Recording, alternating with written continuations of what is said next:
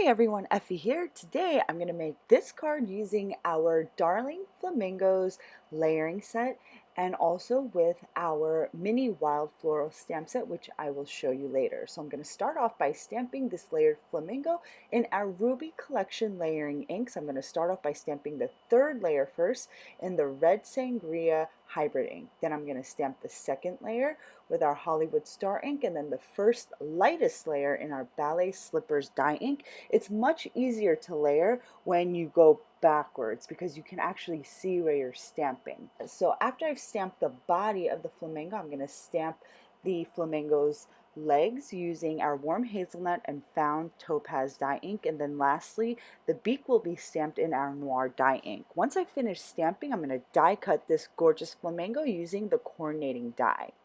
Then I'm going to create the backdrop for my flamingo. That round stitched panel was created using one of the dies in our double stitched circle dies. After I die cut that piece out, I just started stamping several of these tropical foliage elements right onto that round panel, and I used our soft garden and bright fern dye inks.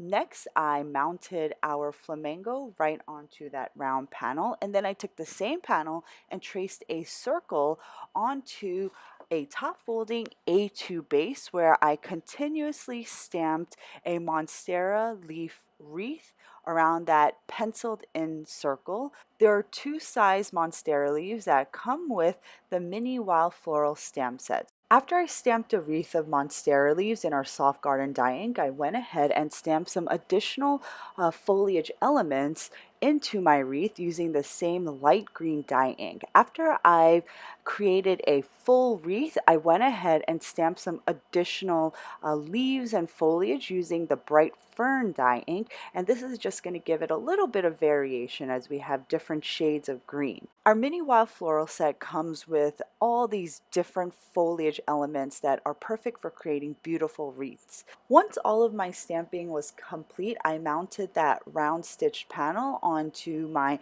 card base, and then I stamped the Let's Flamingle sentiment onto a strip of white cardstock, which I mounted right onto my base. Lastly, I added some of our gold medallion sequins to finish off the card.